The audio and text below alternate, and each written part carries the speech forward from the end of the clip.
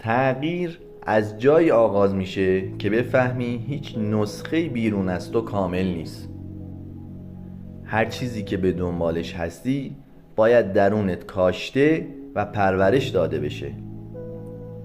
نسخه دیگران فقط الهامه، اما نسخه واقعی همونیه که با جان تو سازگار باشه. برای کاشتن این بذر به خاکی زنده نیاز داری. اشتیاق.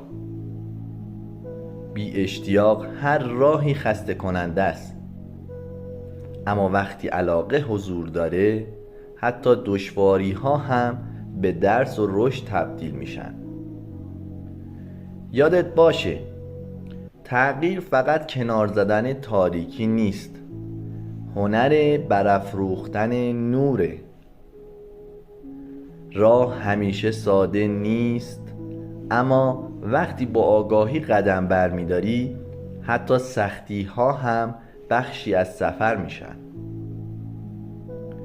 پس خودت رو بسپار به این مسیر، بذرت رو انتخاب کن، با اشتیاق پرورشش بده و مطمئن باش زندگی در هر قدم تو رو به شکوفایی نزدیکتر میکنه.